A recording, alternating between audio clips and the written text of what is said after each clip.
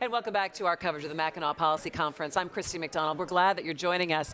One of the large topics of conversation here at the conference is the continued emergence of downtown and the revitalization down there and all of the good things that are happening. And joining me now to talk about that is Matt Cullen. He's the CEO, of course, of Rock Ventures. Matt, it's good to see you. Great to be with you, Christy. All right, so I love to be able to sit here year after year and get an assessment of where we are in downtown, and it has grown by leaps and bounds due to a lot of the investment from Rock Ventures. Well, it's Rock Ventures, there's a lot of other people too, but we're really proud to be involved. I mean, it's been almost 6 years from the first time we came down, and now we're up to almost 15,000 team members, $2.5 billion worth of investment, 90-some buildings, and it's just, very rewarding for Dan, myself, for a lot of us are hometown guys, and so the opportunity to do good and do well, as we like to say, and be part of the revitalization of the city and yet a part of an entrepreneurial opportunity as well is really very rewarding. How would you assess this last year in growth in Detroit? I mean, I think it's been phenomenal. I mean, it really, what's changing now is the pace of growth, which is increasing all the time. And I mean, we have Cullen now, which is almost done, and you're seeing billions of dollars of development along that corridor. You're seeing a lot of efforts into the neighborhoods with the mayor's blight removal, with Rehab and Ready, a number of other projects. The riverfront is expanding, tremendous expansion of residential.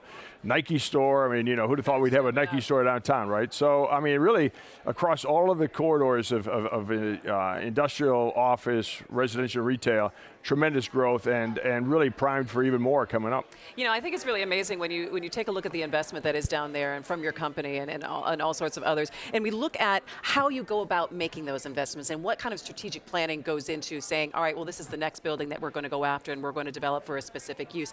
Give us an idea of some of those conversations that happen behind the scenes about how you plot out your next steps. Sure, a lot of it has to do with density and concentration, right? So we really think that we can, if we focus on certain geographic areas, and obviously we started off kind of Campus Martius to Grand Circus, and we wanted to create an area there that was very strong and vibrant, and so we identified all the key buildings there, have purchased a lot of them. A lot of other people have come in, now Capitol Park, Paradise Valley, and then the whole Woodward corridor is exploding, and so I think along that corridor is tremendous. And now we're getting into residential, so we kind of want to make sure that we're working on behalf of everybody in the city, and so we're doing some Brush Park and affordable housing in Brush Park and micro-lofts, and so there's a lot of strategy, but there's some opportunistic kind of approach to it too. I mean, if building's available, we think it's something we can make good use out of, and we work hard to do that. All right, I want to talk a little bit. I want to talk transportation. I do want to talk a little bit about the Q line and where we're headed there, and talking a little bit about regional transportation that everyone is talking about on the island right now, and the push for some kind of concerted effort in Southeast Michigan. How does the Q line fit into all of that? Well, it's really a key component. When we started on the Q line, we wanted it to be a catalyst for economic development. I just mentioned there's billions of dollars taking place along that corridor. We wanted it to be a catalyst for regional transit. And then we just had a press conference on it, and we talked about how regional transit is an imperative for business success in our region. It's as simple as that. If we're not competitive, from a transit perspective, we won't be competitive from an economy standpoint. And what you see across the country is economic development follows those corridors of transit, and it's a social imperative. We have a huge percentage of our population that literally can't get to church, school, jobs, what have you. We have to fix it. How do you sell people on that when they might not even use that transportation, but knowing that it's for the greater good? Well, I mean, you sell it by you saying it's just part of a vibrant economy in a region. It's just, it really is as straightforward as that. And so they may or may not use it. Their kids almost certainly will use it. 73% of the kids interviewed by Cranes and Millennials said it was a #1 topic that they wanted to see addressed. Certainly that's the case with our Rock Ventures and Quicken Loans team members. But even if you're not going to use it and your kids aren't going to use it, I mean, somebody's going to use it to come to work at your place of business. Somebody's going to use it to get to a job to allow them to come buy something at your store. You might use it a lot more than you think if you have the opportunity to come down to a ball game or do something else with it. So it really is just it's a fundamental piece of infrastructure that we need to have, and ultimately is kind of the rising water floats all boats. I mean, I think people will see, multiples of whatever investment that they make from a tax standpoint in the outcome.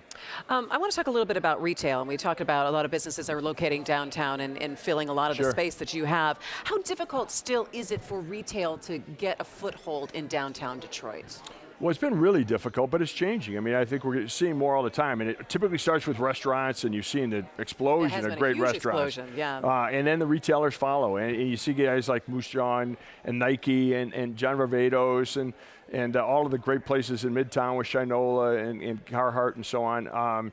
You know, there's always been kind of the debate. You need residential in order to have retail. You need retail in order to get the residential folks down. And I think what a lot of people have done is said, let's do it all together. Let's just do a big bang, create the density, create the kind of scale that's necessary, and I think the results are pretty clear, and we are just getting started. I mean, we Rock and others have timed our retail along Woodward for the completion of the Q line, and so when that's done, I think that the existing retailers and the new ones are really going to take off. You know, Detroit skyline hasn't changed in a very, very long time, but there's a project now in the works at the old Hudson site that could potentially change what Detroit skyline looks a little bit. Talk to me a little bit about that development and what that building is going to be and how that could be a game changer in downtown. Well, I mean, it's really such a historic and iconic site in the history of the city of Detroit, right? And so we're really excited to have the opportunity to sort of recast that. And it's going to be a mixed-use project for sure. It's going to have a lot of retail. It's going to have a civic component where people can come together. And we'll have a residential component. And that residential component will likely certainly change the skyline of the city of Detroit. And I think it's been a tough project to pull together because the economics with it, but we're getting close.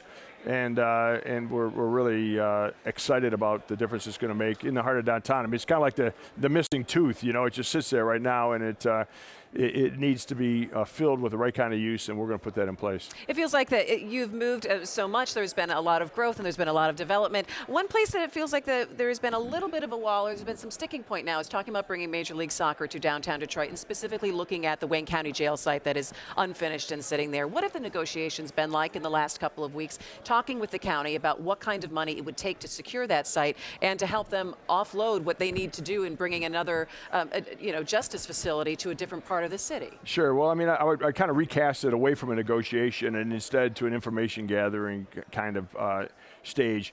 The county executive has been terrific, and what he has said is, look, I'm open to it, but it has to work from a criminal justice complex standpoint as well.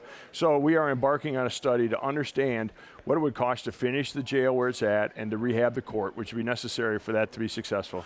At the same time, with the same supplier, the same consultants, we're going to evaluate what it would cost to create a new jail and a new court in a different location. For the first time, then, we'll actually know what the difference is in cost. You'll have the price tag. We'll have the price tag, right? The delta in that's going to be what it takes to get this done. And while we're doing that, we're going to be fleshing out the MLS mixed-use project. We're going to be doing an economic impact statement as to what it would provide for our community to have this incredible sports district, you know, connected sports and entertainment, the jobs, the tax revenues, all those kind of things. And then, you know, the county exec thinks it's going to take about 4 months for his work to be done.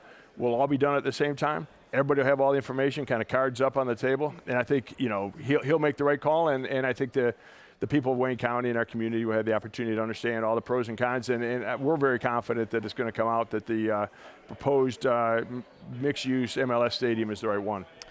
Do you ever have any surprises when you walk into work? When you work with Dan Gilbert, you have a surprise every day when you walk into work. But it's a lot of fun. There's so much good stuff going on. We haven't talked about, but we're working hard on the conversion of our gaming company to Jack Entertainment, and that's a lot of fun. The great stuff taking place in the heart of downtown along the riverfront. I mean, there's hardly a day without a surprise, and hardly a day without a positive step forward these days. You know, and you did work on the Riverfront Conservancy.